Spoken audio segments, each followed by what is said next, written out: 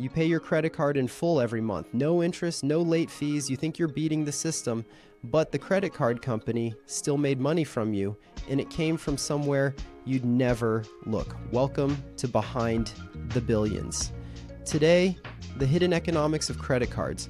Most people think credit card companies make money from people in debt. Interest charges, late fees. That's the visible part. But Visa and MasterCard don't actually lend money. They process payments. And in 2023, they processed over $14 trillion in transactions globally. They don't need you to pay interest. They just need you to swipe. Here's how it works. Every time you use your card, the merchant pays a fee. It's called the interchange fee, usually between 1.5% and 3.5% of the transaction. You buy a $1,000 laptop. The store doesn't get $1,000, they get about $970. The credit card network takes the rest. You paid nothing extra. The merchant lost $30, and that $30 is pure revenue for the card network. Now multiply that across every transaction in the world, every coffee, every grocery run, every flight booked, every subscription renewal. Visa and MasterCard together made over $50 billion in revenue last year. Almost all of it from fees you never saw and never paid directly.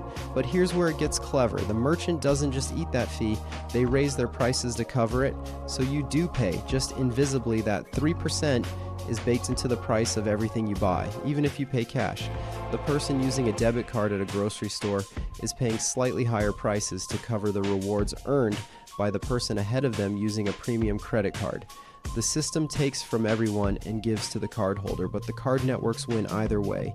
Then there's the rewards game, cash back, travel points, airport lounges. These feel like free perks. They're not. Premium cards like the American Express Platinum charge. Merchants even higher fees, sometimes over 4%. That extra cost funds your rewards. The merchant pays more.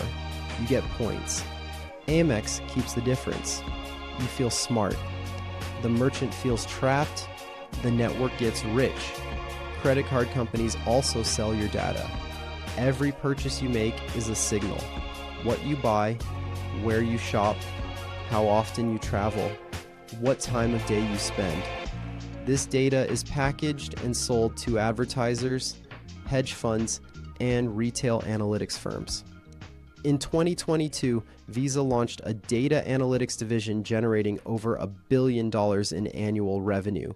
You are not just a customer, you are a data farm, and every swipe is a harvest. Now let's talk about the debt side.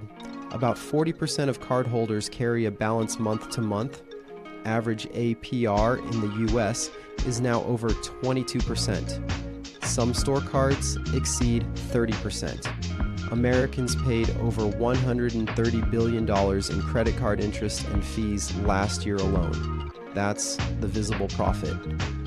The part everyone knows about, but even if every single person paid on time starting tomorrow, the networks would still be wildly profitable. The interchange system alone generates enough revenue to keep them thriving. The debt is just the bonus. The hidden winners are the banks that issue the cards. JP Morgan Chase made over $4 billion in credit card revenue in a single quarter last year, not from interest, from interchange fees and annual fees. The bank gets a cut of every transaction you make. Forever. You don't need to carry a balance. You just need to keep the card in your wallet and use it. Here's the part that should make you look at your wallet differently.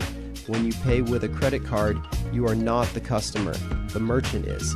The card network provides a service to the merchant, guaranteed payment, fraud protection, and access to billions of cardholders who will spend more than cash buyers.